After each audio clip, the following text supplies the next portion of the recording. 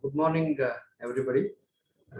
Today, we are in the process of learning a very important topic as per Ranichandam University Pedagogy is considered, wherein in every understanding discipline and pedagogy subjects, this is the important unit that you are going to learn.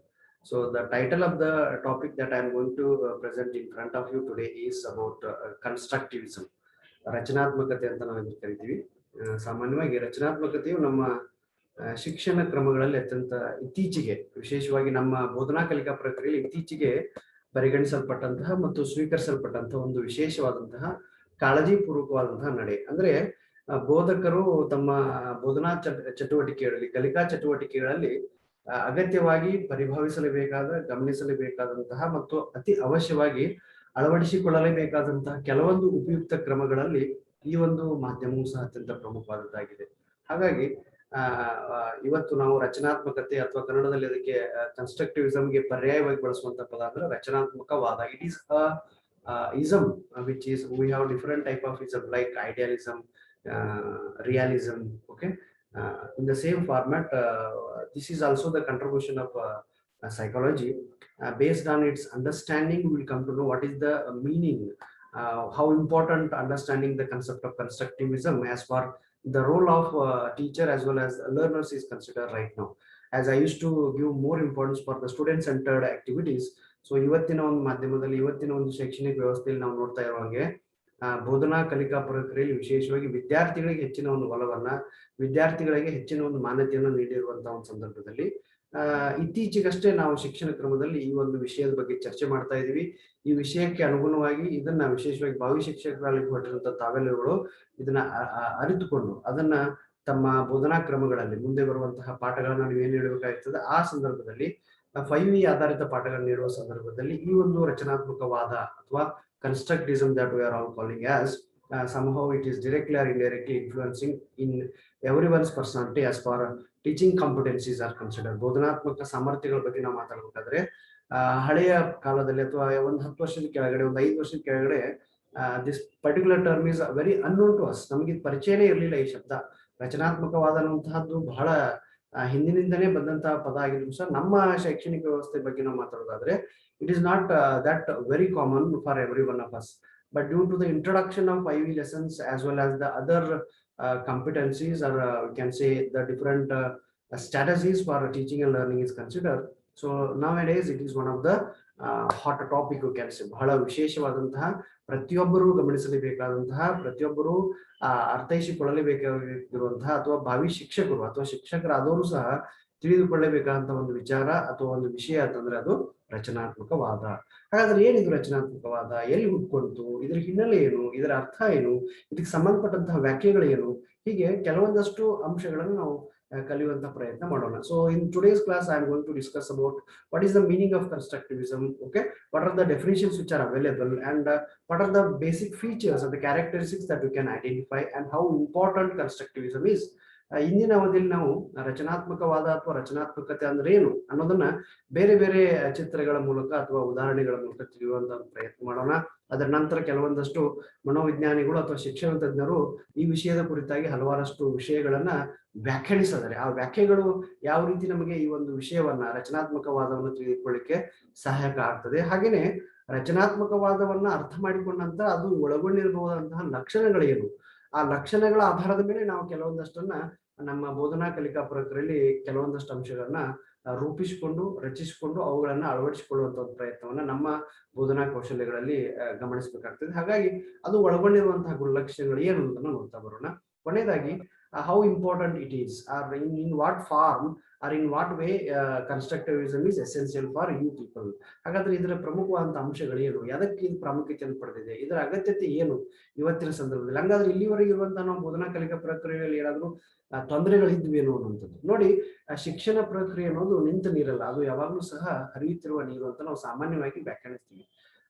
Education system is to be considered as not the water which is collected in a particular place. It is considered as the water which always flows from one place to another. ಒಂದು ದಿಕ್ಕಿನಿಂದ ಇನ್ನೊಂದು ದಿಕ್ಕಿಗೆ, ಒಂದು ಪ್ರದೇಶದಿಂದ ಇನ್ನೊಂದು ದಿಕ್ಕಿಗೆ ಹರಿಯುತ್ತಿರುವಂತಹ, ಪ್ರವಹಿಸುತ್ತಿರುವಂತಹ ನದಿಯ ನೀರಿನ ಹಾಗೆ ಶಿಕ್ಷಣ ಕ್ರಮ. ಅಂದ್ರೆ ಬದಲಾಗುತ್ತಿರುವ ಸನ್ನಿವೇಶ ಸಂದರ್ಭಕ್ಕೆ ಅನುಗುಣವಾಗಿ ಶಿಕ್ಷಕರು ಸಹ ಕೆಲವೊಂದಷ್ಟು ಬದಲಾವಣೆಗಳನ್ನ ರೂಪಿಸಿಕೊಳ್ಬೇಕಾಗುತ್ತೆ ಮತ್ತು ಅದನ್ನ ಅಳವಡಿಸಿಕೊಳ್ಬೇಕಾಗ್ತದೆ.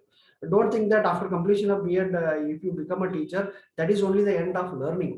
ಸೊ ಕಲಿತಿರುವಾಗ ನೋಡಿ ನಾನು ಮೊನ್ನೆ ಅವಧಿಯಲ್ಲಿ ನಾನು ನಿಮ್ಗೆ ಹೇಳ್ತಾ ಇದ್ದೆ, 2019ರಲ್ಲಿ ನಮಗೆ ಆನ್ಲೈನ್ ಟೀಚಿಂಗ್ ಅಂದ್ರೇನೆ ಗೊತ್ತಿರ್ಲಿಲ್ಲ. ಬಟ್ ರೈಟ್ ನಾವು we are all familiar with the concept. ಅಂದ್ರೆ ಯಾರಲ್ಲಿ ಕಲಿಬೇಕು ಅನ್ನುವಂತಹ ಮನೋಭಾವನೆ ಇರ್ತದೆ. ವಿಶೇಷವಾಗಿ ಶಿಕ್ಷಕರು ಮತ್ತು ಶಿಕ್ಷಣ ವ್ಯವಸ್ಥೆಯಲ್ಲಿರುವಂತಹ ಪ್ರತಿಯೊಬ್ಬರು ಸಹ ಬದಲಾಗುತ್ತಿರುವ ಸನ್ನಿವೇಶಕ್ಕೆ ಅನುಗುಣವಾಗಿ ಹೊಂದಿಕೊಳ್ಳುವಂತಹ ಮನೋಭಾವನೆ ಇರಬೇಕು. ಪಠ್ಯಕ್ರಮ ಬದಲಾಗ್ತದೆ, ಬೋಧನಾ ಕ್ರಮಗಳು ಬದಲಾಗ್ತವೆ, ಕಲಿಕಾ ತಂತ್ರಗಳು ಬದಲಾಗ್ತವೆ.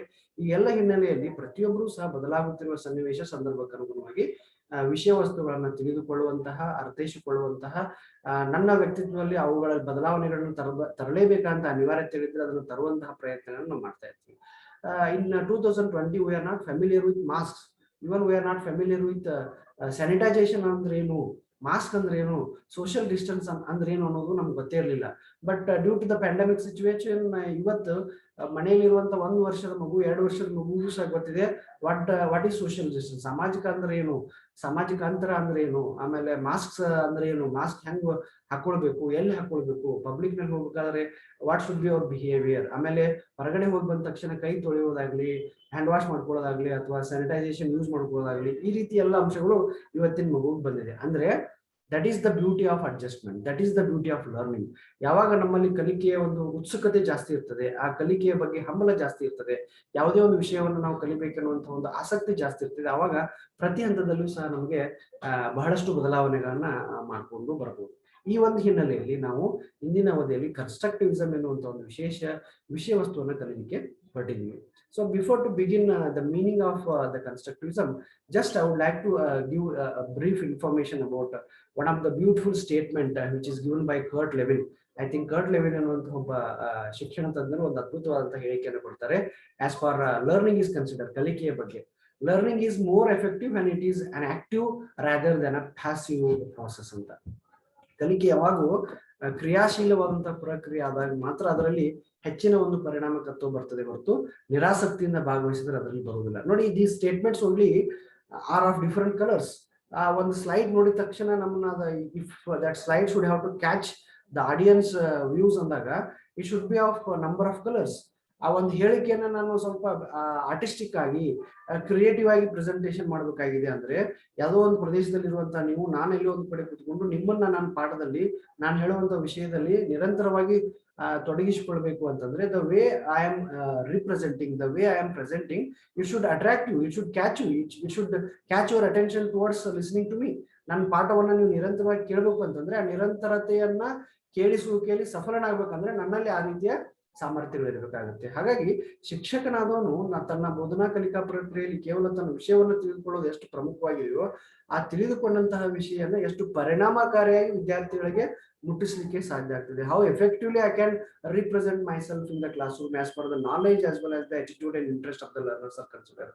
ವಿದ್ಯಾರ್ಥಿಗಳ ಆಸಕ್ತಿ, ಅಭಿರುಚಿ, ಅಭಿಕ್ಷಮತೆ, ಹಾಗೇನೆ ಅವರ ಒಂದು ಸ್ಥಾನಮಾನವನ್ನ ಅಥವಾ ಅವರ ಅನುಗುಣವಾಗಿ ಯಾವ ಹಂತದಲ್ಲಿ ಯಾವ ರೀತಿಯಾಗಿ ನಾವು ಬೋಧಿಸ್ಲಿಕ್ಕೆ ಸಾಧ್ಯ ಇದೆ, ಯಾವ ರೀತಿಯಾಗಿ ನಾನು ಬೋಧಿಸಬಹುದು ಅನ್ನುವಂತ ನಿಟ್ಟಿನಲ್ಲಿ ನಾವು ಅರ್ಥ ಮಾಡಿಕೊಳ್ಳಬೇಕಾದಂತ ಒಂದು ವಿಶೇಷ ವಿಷಯ ಅಂತಂದ್ರೆ ಇವತ್ತು ನಾವು ಅಧ್ಯಯನ ಮಾಡ್ಲಿಕ್ಕೆ ಹೊರಟಿದ್ದು ಅದು ಕನ್ಸ್ಟ್ರಕ್ಟಿವಿಸಮ್ ಅಂತ. ಓಕೆ, ರಚನಾತ್ಮಕವಾದ. ಸಾಮಾನ್ಯವಾಗಿ ಒಂದು ವಿಷಯವನ್ನ ಕೇಳಿದಾಗ, ಒಂದು ಶಬ್ದವನ್ನ ಕೇಳಿದಾಗ we used to come across number of dimensions. Okay, ಏನಿರ್ಬೋದು ಇದು ಅನ್ನೋದನ್ನ ಸ್ವಲ್ಪ ನಾವು ಆಲೋಚನೆ ಮಾಡ್ತಾ ಬರ್ತೀವಿ. ರಚನಾತ್ಮಕವಾದ, ಕನ್ನಡದಲ್ಲಿ ನಾವು ಬಳಸುವಂತದ್ದು ರಚನಾತ್ಮಕತೆ ಅಥವಾ ರಚನಾತ್ಮಕವಾದ.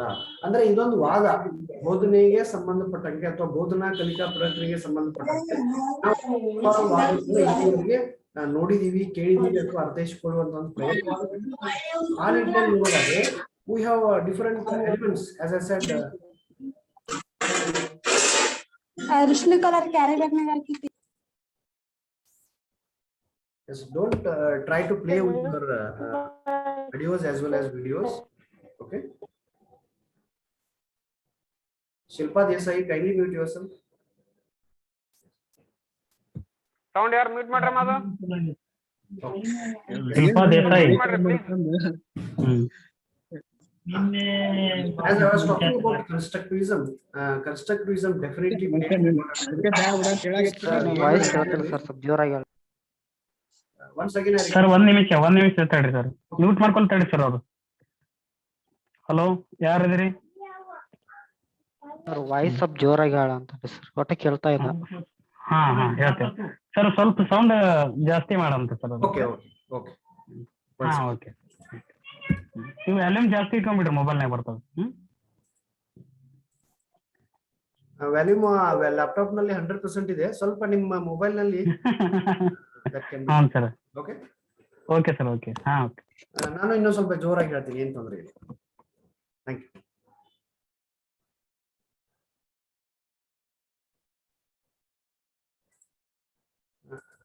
ಸ್ಕ್ರೀನ್ ಇಸ್ ವಿಸಿಬಲ್ ಅಲ್ಲ ಈಗ ತಮಗೆ ಕಾಣಿಸ್ತಾ ಇದೆಯಲ್ಲ? ಕಾಣಿಸ್ತಾ ಇದೆ sir. Okay sir, thank you. Yes, as I was talking, just you can see the picture that I have just showing you in front of through the help of this online class.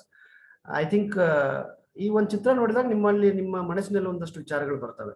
Just to have those ideas so that I can discuss the same element in front of you. ಅದೇ ವಿಚಾರಗಳನ್ನು ಗಮನದಲ್ಲಿ ಇಟ್ಕೊಂಡು ನಾವು ನೋಡೋದಾದ್ರೆ ನೋಡಿ, ಇಲ್ಲಿ ಕಲಿಕೆ ಅಥವಾ ಬೋಧನೆ ಅನ್ನೋದು ಕನ್ಸ್ಟ್ರಕ್ಟಿವಿಸಮ್ ಫಾರ್ಮ್ ಅಥವಾ ರಚನಾತ್ಮಕವಾದಕ್ಕೆ ಬರುವ ಪೂರ್ವದಲ್ಲಿ ನಾವು ಗಮನಿಸಬೇಕಾದಂತಂದ್ರೆ ಇದೊಂದು ಚಟುವಟಿಕೆ ಆಧಾರಿತ ಕಲಿಕಾ ಪ್ರಕ್ರಿಯೆ. This is one of the activity or this is one of the learning process which is based on some of the activities.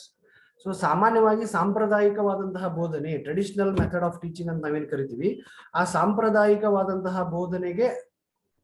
ಬೋಧನೆಯಲ್ಲಿರುವಂತಹ ಕೆಲವೊಂದಷ್ಟು ನ್ಯೂನತೆಗಳು, ಎಲ್ಲ ಅಲ್ಲ, ಅದರಲ್ಲಿರುವಂತಹ ಕೆಲವೊಂದಷ್ಟು ನ್ಯೂನತೆಗಳನ್ನ ಗಮನದಲ್ಲಿಟ್ಟುಕೊಂಡು ಅವುಗಳನ್ನ ನಿವಾರಿಸುವ ನಿಟ್ಟಿನಲ್ಲಿ to avoid the difficulties that we used to face during the traditional method of teaching, these form of methodology were adopted in the teaching and learning process. So ಸಾಂಪ್ರದಾಯಿಕ ಬೋಧನಾ ಶೈಲಿಗಳಲ್ಲಿ ವಿಶೇಷವಾಗಿ ನಾನು ಹೇಳ್ತಾ ಇರೋದು ಅಂದ್ರೆ ಇಲ್ಲಿವರೆಗೆ ಅಥವಾ ಈ ಒಂದು ಕನ್ಸ್ಟ್ರಕ್ಟಿವಿಸಮ್ ಎಲಿಮೆಂಟ್ ಬರುವ ಪೂರ್ವದಲ್ಲಿ ಶಿಕ್ಷಕರೇ ಕೇಂದ್ರಿತವಾಗಿದ್ರು. ಬೋಧನಾ ಕಲಿಕಾ ಪ್ರಕ್ರಿಯೆಯಲ್ಲಿ ಶಿಕ್ಷಕರು ಹೇಳಿದ್ದೇ ಸರಿ, ವಿದ್ಯಾರ್ಥಿಗಳಿಗೆ ಕೆಲವಷ್ಟು ಅವಕಾಶಗಳು ಸಿಗ್ತಾ ಇತ್ತು. ಪಾಠದ ಕೊನೆಗೆ ಕೆಲವೊಂದಷ್ಟು ಪ್ರಶ್ನೆಗಳನ್ನ ಕೇಳಿ ವಿದ್ಯಾರ್ಥಿಗಳನ್ನ ತೊಡಗಿಸಿಕೊಂಡು ವಿದ್ಯಾರ್ಥಿಗಳು ಹೇಳುವಂತ ಉತ್ತರದ ಆಧಾರದ ಮೇಲೆ ಶಿಕ್ಷಕರು ಪ್ರತಿಕ್ರಿಯಿಸ್ತಾ ಇದ್ರು. ಹೀಗೆ there were no more opportunities for the learners as per their participation is considered. ವಿದ್ಯಾರ್ಥಿಗಳಿಗೆ ಹೆಚ್ಚಿನ ಭಾಗವಹಿಸುವಿಕೆ ಅವಕಾಶ ಇರಲಿಲ್ಲ, ಸಂಪೂರ್ಣವಾಗಿ ಇರಲಿಲ್ಲ ಅಂತಲ್ಲ, ಹೆಚ್ಚಿನ ಮಟ್ಟದಲ್ಲಿ ಅವಕಾಶ ಇರಲಿಲ್ಲ. ಶಿಕ್ಷಕರು ಹೇಳಿದ್ದನ್ನ ಕೇಳುವಂತಹ ಕೇಳುಗರಾಗಿದ್ರೆ ಹೊರತು ವಿದ್ಯಾರ್ಥಿಗಳ ಪಾಠವನ್ನ ಕೇಳುವ ಸಂದರ್ಭದಲ್ಲಿ ಅಥವಾ ಅರ್ಥೈಸಿಕೊಳ್ಳುವ ಸಂದರ್ಭದಲ್ಲಿ ಎದುರಿಸಿದಂತಹ ಸಮಸ್ಯೆಗಳಿಗೆ ಪರಿಹಾರ ಪಡೆದುಕೊಳ್ಳುವ ನಿಟ್ಟಿನಲ್ಲಿ ಮುಕ್ತವಾದಂತಹ ಅವಕಾಶಗಳು ಇರಲಿಲ್ಲ. So by keeping that point of view, some of the psychologists thought that there should be an opportunity for every learner in the classroom whenever the teaching and learning process is to take place. ಬೋಧನಾ ಕಲಿಕಾ ಪ್ರಕ್ರಿಯೆಯಲ್ಲಿ ಬೋಧನೆ ನಡಿಬೇಕಾದ್ರೆ ವಿದ್ಯಾರ್ಥಿಗಳು ಸಹ ಈ ratio ಅನ್ನೋದು ಅನುಪಾತಕ್ಕೆ ನೋಡೋದಾದ್ರೆ 80-20 ಇತ್ತು ಮುಂಚೆ. ಟೀಚರ್ 80% ಇದ್ರೆ role of students will be 20. ಈಗ ಅದು ವೈಸ್ ವರ್ಷ ಆಗಿದೆ. Role of the learner is ವಿದ್ಯಾರ್ಥಿಗಳ ಭಾಗವಹಿಸುವಿಕೆ, ಸಕ್ರಿಯ ಭಾಗವಹಿಸುವಿಕೆ, ವಿದ್ಯಾರ್ಥಿಗಳು ಯಾವ ರೀತಿಯಾಗಿ ಭಾಗವಹಿಸಿಕೊಂಡು ತಮ್ಮನ್ನು ತಾವು ತೊಡಗಿಸ್ಕೊಳ್ತಾರೆ, ಎಷ್ಟು ರೀತಿಯಾಗಿ ಆಲೋಚನೆ ಮಾಡ್ತಾರೆ, ಯಾವ ರೀತಿ ಪ್ರತಿಸ್ಪಂದಿಸ್ತಾರೆ, ಯಾವ ರೀತಿ ಪ್ರಶ್ನೆಗಳನ್ನ ಉದ್ಭವಿಸ್ಕೊಳ್ತಾರೆ, ಪ್ರಶ್ನೆಗಳನ್ನ ಕೇಳ್ತಾರೆ, ಸಮಸ್ಯೆಗಳನ್ನ ಪರಿಹರಿಸ್ಕೊಳ್ತಾರೆ, ಹೀಗೆ ಪ್ರತಿಯೊಂದು ಆಯಾಮದ ಹಿನ್ನೆಲೆಯಲ್ಲಿ ರಚನಾತ್ಮಕತೆವಾದ ಕೆಲಸ ಮಾಡ್ತದೆ. ಇಲ್ಲಿ ಕೆಲವೊಂದಷ್ಟು ಗುಂಪು ಚಟುವಟಿಕೆಯನ್ನು ಕೊಡಲಾಗ್ತದೆ. ವಿದ್ಯಾರ್ಥಿಗಳು ಸಕ್ರಿಯವಾಗಿ ಭಾಗವಹಿಸ್ತಾರೆ.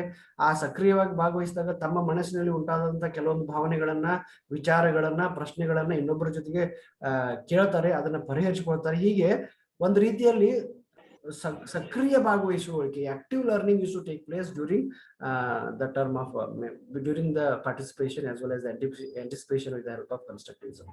ಹಾಗಾಗಿ ಕನ್ಸ್ಟ್ರಕ್ಟಿವಿಸಮ್ ಅನ್ನೋದು ವಿಶೇಷವಾಗಿ ಶಿಕ್ಷಣದಲ್ಲಿರುವಂತಹ ಸಾಂಪ್ರದಾಯಿಕ ಬೋಧನಾ ಕ್ರಮಗಳಲ್ಲಿರುವಂತಹ ಸಾಂಪ್ರದಾಯಿಕ ಬೋಧನಾ ಕಲಿಕಾ ಪ್ರಕ್ರಿಯೆಯಲ್ಲಿರುವಂತಹ ಕೆಲವೊಂದಷ್ಟು ನ್ಯೂನತೆಗಳನ್ನ ಗುರುತಿಸಿ ಅವುಗಳಿಗೆ ಪರಿಹಾರ ಕಂಡುಕೊಳ್ಳುವ ನಿಟ್ಟಿನಲ್ಲಿ ಮತ್ತು ವಿದ್ಯಾರ್ಥಿಗಳ ಭಾಗವಹಿಸುವಿಕೆಯನ್ನ ಹೆಚ್ಚಿನ ಮಟ್ಟದಲ್ಲಿ ಮಾಡಲಿಕ್ಕೆ ಅದ್ಭುತವಾಗಿ ಬಳಸಲ್ಪಡುವಂತಹ ಒಂದು ವೇದಿಕೆ ಅಂದ್ರೆ ಅದು ರಚನಾತ್ಮಕವಾದ ಅಥವಾ ರಚನಾತ್ಮಕತೆ ಅಂತ ಕರಿತೀವಿ. ಹಾಗಾದ್ರೆ ಏನಿದು? ಈ ಒಂದು ಅಂಶವನ್ನ ಗಮನ ಇಟ್ಕೊಂಡು ನೋಡೋದಾದ್ರೆ, before going to the definitions of constructivism, just try to understand this particular concept. So what actually in a general sense construct ಅಂದ್ರೆ ರಚನೆ ಮಾಡೋದಂದ್ರೆ ಏನು ಸಾಮಾನ್ಯವಾಗಿ ಅನ್ನೋದಾದ್ರೆ, the meaning of the term construct means construct stands for to build or form by putting together different parts. ವಿವಿಧ ಭಾಗಗಳನ್ನ ಜೋಡಿಸಿಕೊಂಡು ರಚನೆ ಮಾಡಬೇಕು. ನಾವು ವಿವಿಧ ವಸ್ತುಗಳನ್ನ ಮಾಡಬೇಕಾದ್ರೆ, ಒಂದಷ್ಟು ವಸ್ತುಗಳನ್ನ ಕ್ರಾಫ್ಟ್ ರೂಪದಲ್ಲಿ ಮಾಡ್ಬೇಕಾದ್ರೆ ಅದಕ್ಕೆ ಹಲವಾರು ಅಂಶಗಳನ್ನು ಉಪಯೋಗಿಸ್ತೀವಿ. ಕತ್ತರಿಯನ್ನ ಬಳಸ್ತೀವಿ, ಪೇಪರ್ ಅನ್ನ ಬಳಸ್ತೀವಿ, ಅಂಟನ್ನ ಬಳಸ್ತೀವಿ. ಸೊ ಬೇರೆ ಬೇರೆ ಚಿತ್ರಗಳನ್ನ ಬಿಡಿಸ್ತೀವಿ, ಅದನ್ನ ಅಂಟಿಸ್ತೀವಿ, ಆಮೇಲೆ ಅದಕ್ಕೆ ಕಲರ್ ಕೊಡ್ತೀವಿ. ಹೀಗೆ ಅದನ್ನೆಲ್ಲ ಕೂಡ್ಕೊಂಡು ಒಂದು ಆಟಿಕೆ ವಸ್ತುವನ್ನು ಅಥವಾ ಒಂದು ಗಾಳಿಪಟವನ್ನು ಮಾಡ್ತೀವಿ. ಗಾಳಿಪಟ ನೋಡ್ಲಿಕ್ಕೆ ಸರಳವಾದಂತಹದ್ದು. ಅದನ್ನ ರಚಿಸಬೇಕಾದ್ರೆ ಅದಕ್ಕೆ ತನ್ನದೇ ಆದಂತಹ ಒಂದಷ್ಟು ಆಯಾಮಗಳಿದ್ದಾವೆ. ಆ ಎಲ್ಲ ಆಯಾಮಗಳನ್ನ ನಾವು ಗಮನಿಸಲೇಬೇಕಾಗ್ತದೆ. ಆ ಎಲ್ಲ ಆಯಾಮಗಳನ್ನ ಗಮನಿಸಿದಾಗ ಮಾತ್ರ ನಾವು ಮುಂದುವರಲಿಕ್ಕೆ ಸಾಧ್ಯ ಆಗ್ತದೆ. ಸೊ ಆ ನಿಟ್ಟಿನಲ್ಲಿ ನೋಡೋದಾದ್ರೆ we need to take care of construct means to build or to form by putting together different parts. ವಿವಿಧ ವಸ್ತುಗಳನ್ನ ಜೋಡಿಸಿಕೊಂಡು ಒಂದು ವಿಷಯದ ಬಗ್ಗೆ, ಒಂದು ವ್ಯವಸ್ಥೆಯ ಬಗ್ಗೆ ಜೋಡಿಸಿಕೊಳ್ಳುವಂತಹ ಒಂದು ಪ್ರಕ್ರಿಯೆಗೆ ನಾವು ಸಾಮಾನ್ಯವಾಗಿ ರಚನೆ ಮಾಡೋದು ಅಂತ ಕರಿತೀವಿ. ಸೊ ಇಲ್ಲಿ ಈ ಒಂದು ರಚನೆ ಮಾಡುವಂತದ್ದು ಮಾನಸಿಕ ಪ್ರಕ್ರಿಯೆಗೆ ಸಂಬಂಧಪಟ್ಟಂಗೆ ಮಾತಾಡೋದಾದ್ರೆ, as per the teaching and learning process is considered, we need to organize different parts as to get a ಒಬ್ಬ ವ್ಯಕ್ತಿ ಚಿತ್ರ ಬಿಡಿಸ್ಬೇಕಾದ್ರೆ ನಾವು ಬೇರೆ ಬೇರೆ ದೃಷ್ಟಿಯಲ್ಲಿ ಚಿತ್ರಗಳನ್ನ ಬಿಡಿಸ್ತಾ ಹೋಗ್ತೀವಿ. ಸೊ ಅದಕ್ಕೊಂದು ಅಂತಿಮ ಸ್ಪರ್ಶ ಕೊಡ್ಬೇಕಾದ್ರೆ ಬೇರೆ ಬೇರೆ ಆಯಾಮಗಳ ಹಿನ್ನೆಲೆಯಲ್ಲೂ ಸಹ ನಾವು ಕೆಲವೊಂದಷ್ಟು ಅಂಶಗಳನ್ನ ನೋಡ್ತಾ ಹೋಗ್ತೀವಿ. ಸೊ ಆ ದೃಷ್ಟಿಯಿಂದ ಬಹಳಷ್ಟು ಬದಲಾವಣೆಗಳನ್ನು ಈ ಒಂದು ಶಿಕ್ಷಣ ಕ್ರಮದಲ್ಲಿ ನೋಡ್ತಾ ಬರ್ತೀವಿ. ಹಾಗಾದ್ರೆ ವಾಟ್ ಈಸ್ ಕನ್ಸ್ಟ್ರಕ್ಟಿವಿಸಮ್ ಅನ್ನೋದನ್ನ ಒಂದು with help of some statement I would like to discuss in front of you. ಹಾಗಾದ್ರೆ ರಚನಾತ್ಮಕತೆ ಅಂದ್ರೇನು, ರಚನಾತ್ಮಕವಾದ ಅಂದ್ರೇನು, ಹೇಳಿದಂತಹ ಕೆಲವೊಂದು ಹೇಳಿಕೆಗಳ ಆಧಾರದ ಮೇಲೆ it is nothing but how people learn. Constructivism is about how people learn. ವ್ಯಕ್ತಿಗಳು ಹೇಗೆಲ್ಲ ಕಲಿಯುತ್ತಾರೆ ಎನ್ನುವುದನ್ನ ತಿಳಿಸುವಂತಹ ಒಂದು ಮಾಧ್ಯಮ ಇದ್ರೆ ಅದು ರಚನಾತ್ಮಕತೆ. Constructivism is about how people learn. ವಿದ್ಯಾರ್ಥಿಗಳು ಅಥವಾ ವ್ಯಕ್ತಿಗಳು ಹೇಗೆಲ್ಲ ಕಲಿಯುತ್ತಾರೆ ಅಂದ್ರೆ, ಕಲಿಯುವಿಕೆ ಸಾರ್ವತ್ರಿಕವಾದರೂ ಸಹ ಕಲಿಯುವ ಹಂತದಲ್ಲಿ ಪ್ರತಿ ವಿದ್ಯಾರ್ಥಿಯು ಸಹ ವಿಭಿನ್ನನಾಗಿ ಕಲಿತಾನೆ. ಪ್ರತಿಯೊಬ್ಬ ವಿದ್ಯಾರ್ಥಿ ಕಲಿಕೆಯ ಮಾಧ್ಯಮ ಒಂದೇ ಇದ್ರೂ ಸಹ ಕಲಿಯುವ ಹಂತದಲ್ಲಿ, ಕಲಿಯುವ ಮಟ್ಟದಲ್ಲಿ ಒಂದೇ ರೀತಿಯಾಗಿ ಇರುವುದಿಲ್ಲ, ಬೇರೆ ಬೇರೆ ರೀತಿಯಾಗಿರ್ತದೆ. ಒಬ್ರು ತಕ್ಷಣಕ್ಕೆ ಕಲಿಬಹುದು, ಕೆಲವು ಜನ ಒಂದೆರಡು ದಿನ ಅದನ್ನ ಮತ್ತೆ ಓದಿದ ನಂತರ ಮನನ ಮಾಡ್ಕೊಂಡು ಕಲಿಬಹುದು. ಹೀಗೆ ಕಲಿಕೆಯಲ್ಲಿ ಬಹಳಷ್ಟು ವ್ಯತಿರಿಕ್ತವಾದಂತಹ ಅಂಶಗಳನ್ನು ನಾವು ಕಾಣ್ತೀವಿ. People definitely construct their own understanding and knowledge through experiencing things and reflecting on those experiences. ಪ್ರತಿಯೊಬ್ಬ ವ್ಯಕ್ತಿಯೂ ಸಹ ಈ ರಚನಾತ್ಮಕತೆಯ ವಾದವನ್ನು ಅರ್ಥ ಮಾಡಿಕೊಳ್ಬೇಕಾದ್ರೆ ನಾವು ಗಮನಿಸಬೇಕಾದ್ರೆ, we do develop or we do understand as well as we do have different dimensions of new learning only with the help of the type of experience that we used to have. ನಮ್ಮ ಜೀವನದಲ್ಲಿ ಆದಂತಹ ಅನುಭವಗಳ ಆಧಾರದ ಮೇಲೆ ಆ ಅನುಭವಗಳಿಂದ ಪಡೆದಂತಹ ಜ್ಞಾನವನ್ನ ಯಾವ ರೀತಿ ರಚಿಸ್ಕೊಳ್ತೀವಿ. ಸೊ ಅನುಭವದ ಆಧಾರಿತ, ಜ್ಞಾನದ ಆಧಾರದ ಮೇಲೆ ನಾವು ಏನ್ ತಿಳುವಳಿಕೆಯನ್ನು ಪಡಿತೀವಿ, ಆ ಎಲ್ಲ ತಿಳುವಳಿಕೆಯ ಮೂಲಕ ರಚಿಸುವಂತಹ ನಮ್ಮ ಮನಸ್ಸಿನ ಆಳದಲ್ಲಿ, ನಮ್ಮ ಬುದ್ಧಿಶಕ್ತಿಯ ಸಂರಚನೆಯಲ್ಲಿ, ಇದಕ್ಕೆ ಸಂರಚನಾ ಶಾಸ್ತ್ರ ಅಂತ ಕರೀತಾರೆ, ಸಂರಚಿಸಿಕೊಳ್ಳುವಂತಹ ಒಂದು ವಿಧಾನವೇ ರಚನಾತ್ಮಕತೆ ಅಥವಾ ರಚನಾತ್ಮಕವಾದ ಅಂತ. ಹಾಗಾದ್ರೆ ಇಲ್ಲಿ ನಾವ್ ಏನೇನ್ ಮಾಡ್ತೀವಿ? We must ask questions, we may explore as well as assess what we know. ಹಾಗಾದ್ರೆ ಇಲ್ಲಿ ನಾವು ಕೆಲವೊಂದಷ್ಟು ವಿಷಯಗಳನ್ನ ಸಣ್ಣ ಮಕ್ಳು ಇರ್ಬೇಕಾದ್ರೆ ಮಾಡ್ತಿರ್ತೀವಿ ನೋಡಿ. ಈ ಆಕಾಶದಲ್ಲಿರುವಂತದ್ದು ಏನಂತ ಕರೀತಾರೆ, ಇದಕ್ಕೆ ಚಂದ್ರನ ಅಂತ ಯಾಕೆ ಕರೀತಾರೆ, ಇದು ಸೂರ್ಯನ ಯಾಕಂತ ಅನ್ನೋಂಥ ಒಂದು ಮನೋಭಾವನೆ ಸಾಮಾನ್ಯವಾಗಿ ಸಣ್ಣ ವಯಸ್ಸಿನಲ್ಲಿ ಇರ್ಬೇಕಂತ ಪ್ರತಿಯೊಬ್ಬ ವಿದ್ಯಾರ್ಥಿಗೆ ಇದ್ದೇ ಇರ್ತದೆ. ಅಂದ್ರೆ the way how we used to ask the question, the posing question play an important role for constructivism. ಎಷ್ಟು ನಮ್ಮ ಮನಸ್ಸಿನ ಒಂದು ವಿಷಯವನ್ನ ಕೇಳಬೇಕಾದ್ರೆ, ಕಲಿಬೇಕಾದ್ರೆ, ತಿಳ್ಕೊಳ್ಬೇಕಾದ್ರೆ ಎಷ್ಟೆಷ್ಟು ಪ್ರಶ್ನೆಗಳು ಉದ್ಭವ ಆಗ್ತವೆ, ಅಷ್ಟಷ್ಟು ಆ ಪ್ರಶ್ನೆಗಳಿಗೆ ಪರಿಹಾರ ಕಂಡುಕೊಳ್ತಾ ನಾವು ಉತ್ತರವನ್ನು ವಿಶದೀಕರಿಸಿಕೊಳ್ತಾ ಹೋಗ್ತೀವಿ. ಸೊ ಈ ಒಂದು ಮಾಧ್ಯಮ ರಚನಾತ್ಮಕತೆಯ ವಾದ ಹೇಳೋದದೇ. ಒಂದು ವಿಷಯವನ್ನ ಸ್ವಲ್ಪ ಮಟ್ಟಿಗೆ ಪರಿಚಯ ಮಾಡಿ ಶಿಕ್ಷಕ ನಂತರ ವಿದ್ಯಾರ್ಥಿಗಳಿಗೆ ಹಲವಾರಷ್ಟು ಪ್ರಶ್ನೆಗಳನ್ನ ಕೊಟ್ಟು ಅಥವಾ ವಿದ್ಯಾರ್ಥಿಗಳ ಮನಸ್ಸಿನಲ್ಲಿ ಹಲವಾರಷ್ಟು ಪ್ರಶ್ನೆಗಳು ಉದ್ಭವಿಸುವ ಹಾಗೆ ಮಾಡಬೇಕು. ಆ ಪ್ರಶ್ನೆಗಳಿಗೆ ಪರಿಹಾರ ಕಂಡುಕೊಳ್ಳುವ ನಿಟ್ಟಿನಲ್ಲಿ ವಿದ್ಯಾರ್ಥಿಗಳಿಗೆ ಸ್ವತಃ ಹಲವಾರಷ್ಟು ಅನುಭವಗಳಾಗ್ತವೆ. ಆ ಅನುಭವಗಳ ಮೂಲಕ ಪಡೆಯುವಂತಹ ಜ್ಞಾನ ಏನಿದೆ ಅದು ಶಾಶ್ವತ ಕಲಿಕೆಯಾಗಿ ಮಾರ್ಪಾಟಾಗ್ತದೆ. ಆ ಶಾಶ್ವತ ಕಲಿಕೆಯೇ ರಚನಾತ್ಮಕವಾದದ ಪ್ರಮುಖವಾದಂತಹ ತಿರುಳು. ನಾವು ಬೈಹಾರ್ಟ್ ಮೆಥಡ್ಗೆ ಪ್ರಾಕ್ಟೀಸ್ ಮಾಡಬಾರ್ದು. ನಾವು ಬೈಹಾರ್ಟ್ ಮೆಥಡ್ ಅನ್ನ ಮಕ್ಕಳಿಗೆ, ಕಂಠಪಾಠ ವಿಧಾನವನ್ನ ಮಕ್ಕಳಿಗೆ ಹೆಚ್ಚಿನ ಮಾನ್ಯತೆಯನ್ನು ಕೊಟ್ಟು ಕಲಿಸಬಾರ್ದು. ಅದು for time being at the initial stage that is okay, but not for the adolescence learner, not for the adult people. So ಸಾಮಾನ್ಯವಾಗಿ ಒಂದು ವಯಸ್ಸಿನ ಅವಧಿಯವರೆಗೆ ಕಂಠಪಾಠ is okay, by heart method is okay, but not after every classes. It is not compulsory for every classes to. ಹಾಗಾಗಿ we must develop the ability of questioning, exploring the things, assess what we know in that particular element. So from that point of view, understanding constructivism is very, very important. So in a general sense, just I would like to just drag your attention towards understanding the constructivism through the help of these two beautiful pictures. So in ಈ ಒಂದು ಚಿತ್ರದಲ್ಲಿ ನೋಡ್ತೀವಿ past present future ಅಂತ. ಅಂದ್ರೆ ಭೂತಕಾಲದಲ್ಲಿ ಆದಂತಹ ಅನುಭವಗಳು, ಪ್ರಸ್ತುತ ಕಾಲದಲ್ಲಿ ವರ್ತಮಾನದಲ್ಲಿ ಆಗುತ್ತಿರುವಂತಹ ಅನುಭವಗಳು, ಹಾಗೆಯೇ ಭವಿಷ್ಯತ್ತಿನಲ್ಲಿ ಆಗಬಹುದಾದಂತಹ ಅನುಭವಗಳು, ಇವನ್ನೆಲ್ಲ ಸಮ್ಮಿಳಿಸಿ ಅರ್ಥೈಸಿ ಮಾಡಿಕೊಳ್ಳುವ ನಿಟ್ಟಿನಲ್ಲಿ ಕನ್ಸ್ಟ್ರಕ್ಟಿವಿಸಮ್ ರಚನಾತ್ಮಕವಾದ ಸಹಾಯಕ ಆಗ್ತದೆ ನಮಗೆ ನಮ್ಮ ಜೀವನದಲ್ಲಿ. Constructivism is a learning theory which is found in psychology, which always suggests that humans, that we people construct knowledge and meaning from their own experiences. ನಾವು ನಮ್ಮ ಜೀವನದಲ್ಲಿ ಕಲಿಯುವಂತಹ ನಾವು ಪಡೆಯುವಂತಹ ಜ್ಞಾನ ಅಥವಾ ನಾವು ಅರ್ಥೈಸಿಕೊಳ್ಳುವಂತಹ ಕ್ರಮ ಏನಾಗಿರ್ತದೆ ಅಂದ್ರೆ, ನಾವು ನಮ್ಮ ಜೀವನದಲ್ಲಿ ಯಾವ ರೀತಿಯ ಅನುಭವಗಳನ್ನು ಪಡಿತಾ ಇದ್ದೀವಿ, ಹಾಗೆ ಜೀವನದಲ್ಲಿ ಪಡೆಯುತ್ತಿರುವ ಅನುಭವಗಳ ಆಧಾರದ ಮೇಲೆ ಹೊಂದಿಸಿಕೊಳ್ಳುವಂತಹ, ರಚಿಸಿಕೊಳ್ಳುವಂತಹ ಒಂದು ಕ್ರಮವೇ ರಚನಾತ್ಮಕವಾದ. ನೋಡಿ, it is in the spiral form. ಒಂದು ಸ್ಪೈರಲ್ ಬೈಂಡಿಂಗ್ ನೋಡಿದ್ರೆ ನೀವು, there is a continuation, there is a connection between first edge to the top. ಅದು ಕೊನೆಗೆ ನೋಡುವಂತಹ ಕ್ರಮಗಳಲ್ಲಿ ಬದಲಾವಣೆ ಇದ್ರೂ ಸಹ there is a connection, there is no gap. ಆ ರೀತಿ constructivism will help every learner as well as teacher to construct their own ideas, their own thoughts, their own level of understanding based on there experiences, prior experiences. ನಮ್ಮ ಜೀವನದಲ್ಲಿ ಆದಂತಹ ಅನುಭವಗಳ ಆಧಾರದ ಮೇಲೆ, ಪೂರ್ವ ಜ್ಞಾನದ ಆಧಾರದ ಮೇಲೆ ನಾವು ಪಡೆಯುವಂತಹ ಜ್ಞಾನವನ್ನ, ಒಂದು ವಿಷಯವನ್ನ ಈಗಾಗಲೇ ಕಲಿತಂತಹ ಕೆಲವೊಂದಷ್ಟು ವಿಷಯ ಜೊತೆಗೆ ಸಮ್ಮಿಳಿತ ಮಾಡಿಕೊಂಡು, ಜೋಡಿಸಿಕೊಂಡು, ಅದರ ಅನುಭವದ ಆಧಾರದ ಮೇಲೆ ರೂಪಿಸಿಕೊಂಡು ಮತ್ತು ಹೊಸ ವಿಚಾರಗಳನ್ನು ನಮ್ಮ ಮನಸ್ಸಿನ ಆಳದಲ್ಲಿ, ನಮ್ಮ ಸ್ಮೃತಿ ಪಟಲದಲ್ಲಿ ಬೆಳೆಸಿಕೊಳ್ಳುವಂತಹ ಒಂದು ಪ್ರಕ್ರಿಯೆ ರಚನಾತ್ಮಕವಾದ. ಹಾಗಾಗಿನೇ ರಚನೆಗೆ ಹೆಚ್ಚಿನ ಮಾನ್ಯತೆ ಇದೆ. We must try to develop some of the new concepts based on the experiences that we had as far as the present situation is considered. So understanding past, even understanding the present, and understanding even by thinking about the future too, we used to develop the abilities. So ಭೂತ, ವರ್ತಮಾನ ಮತ್ತು ಭವಿಷ್ಯತ್ತಿನಲ್ಲಿ ಆಗಬಹುದಾದಂತಹ ಅಂಶಗಳನ್ನು ಗಮನದಲ್ಲಿ ಇಟ್ಟುಕೊಂಡು ನಾವು ಅನಿವಾರ್ಯವಾಗಿ ಅಥವಾ ಅವಶ್ಯಕವಾಗಿ ಗಮನಿಸಬೇಕಾದಂತ ಅಂಶ ಅಂತಂದ್ರೆ ಅದು ರಚನಾತ್ಮಕವಾದ. ಹಾಗಾಗಿ ರಚನಾತ್ಮಕತೆ ತನ್ನದೇ ಅಂತ ಒಂದು ಮಾನ್ಯತೆಯನ್ನು ಪಡೆದಿದೆ. ಒಂದು ವ್ಯಾಖ್ಯಾನ ನೋಡೋಣ. So as to definitions are considered, one definition says what actually constructivism is. ಒಂದು ವ್ಯಾಖ್ಯೆ ಏನ್ ಹೇಳ್ತದೆ, ಕಲಿಯುವವರಲ್ಲಿ ಹೊರಗಿನಿಂದ ಜ್ಞಾನವನ್ನ ಪಡೆದುಕೊಳ್ಳುವ ಬದಲು ವ್ಯಕ್ತಿಗಳು ತಮ್ಮ ಅನುಭವಗಳಿಂದ ಹೊಸ ಜ್ಞಾನವನ್ನ ಸಕ್ರಿಯವಾಗಿ ನಿರ್ಮಿಸುತ್ತಾರೆ. ಅಂದ್ರೆ ನಾವು ಸಾಮಾನ್ಯವಾಗಿ ಹೊರಗಡೆಯಿಂದನೇ ಎಲ್ಲ ಕಲಿಯುವುದಿಲ್ಲ. ಬರೀ ಪುಸ್ತಕ, ಇನ್ನೊಬ್ಬರು ಹೇಳಿದ್ದನ್ನ ಕೇಳೋದ್ರೊಳಗೆ ಓದ್ಬೇಕಾದ್ರೆ ಅಥವಾ ಕಲಿಬೇಕಾದ್ರೆ, ಬರಿಬೇಕಾದ್ರೆ ಸ್ವತಃ ಓದುವ, ಬರೆಯುವ, ಕೇಳುವ ಸಂದರ್ಭದಲ್ಲಿ ನಮಗೆ ಹಲವಾರಷ್ಟು ಅನುಭವಗಳಾಗ್ತವೆ. ಆ ಅನುಭವಗಳಿಂದ ಹೊಸ ಜ್ಞಾನವನ್ನ ನಾವು ಬೆಳೆಸಿಕೊಳ್ಳುವಂತ ಪ್ರಯತ್ನ ಮಾಡಿದ್ದೆ ಆದ್ರೆ ಅದು ರಚನಾತ್ಮಕತೆ. A learning theory that claims individual actively construct new knowledge from their experiences rather than acquiring knowledge from outside to within the learner. So whatever we learn in the present situation, that learning process will be very effective when we do learn ourselves, when we start questioning ourselves, when we start questioning about the concept. ಕಲಿಯುತ್ತಿರುವಂತಹ ವಿಷಯವನ್ನ ಹೆಚ್ಚೆಚ್ಚು ಪ್ರಶ್ನೆಗಳನ್ನ ಕೇಳ್ತಾ, ಆ ಪ್ರಶ್ನೆಗೆ ಪರಿಹಾರ ಕಂಡುಕೊಳ್ಳುತ್ತಾ, ಆ ವಿಷಯವನ್ನ ವಿಸ್ತೃತವಾಗಿ ವಿಶ್ಲೇಷಣೆ ಮಾಡ್ತಾ ಅರ್ಥೈಸಿಕೊಳ್ಳುವ ಪ್ರಕ್ರಿಯೆ ಏನಿದೆಯಲ್ಲ ಅದು ಸಾಮಾನ್ಯವಾಗಿ ರಚನಾತ್ಮಕತೆ. ಬರೀ ಬಾಹ್ಯವಾಗಿ ಕಲಿಯೋದಷ್ಟೇ ಕಲಿಕೆ ಅಲ್ಲ. ಕಲಿಕೆ ಅನ್ನೋದು ನಮ್ಮ ಅನುಭವಗಳ ಮೂಲಕನೂ ಕಲಿತೇವೆ. ನೋಡಿ, ನಾನು ಒಂದು ವೆಹಿಕಲ್ ಅನ್ನ ಮೂವ್ ಮಾಡ್ತಾ ಇದ್ದೀನಿ, ಕಾರನ್ನ ಅಥವಾ ಟೂ ವೀಲರ್ ಅನ್ನ. If I met an accident, I use to get the information, I use to get an experience. So ಈ ರೀತಿ ಮಾಡಿದ್ದಕ್ಕೆ ನಮ್ದು ಆಕ್ಸಿಡೆಂಟ್ ಆಯ್ತು ಅನ್ನೋದು ನನ್ನ ಅನುಭವ ಆಯ್ತು ಅಂತಂದ್ರೆ, ಆ ಅನುಭವದಿಂದ ನನ್ನಲ್ಲಿ ಬದಲಾವಣೆಗಳನ್ನ ಆಗ್ತವೆ. ಹಂಗೆ ಕಲಿಕೆ ಅನ್ನೋದು ಸಾಮಾನ್ಯವಾಗಿ ಅನುಭವಗಳಿಂದ ಹೊಸ ಹೊಸ ಜ್ಞಾನವನ್ನ ಕೊಡುವಂತಹ ಒಂದು ಕ್ರಮ ಆಗಿದೆ.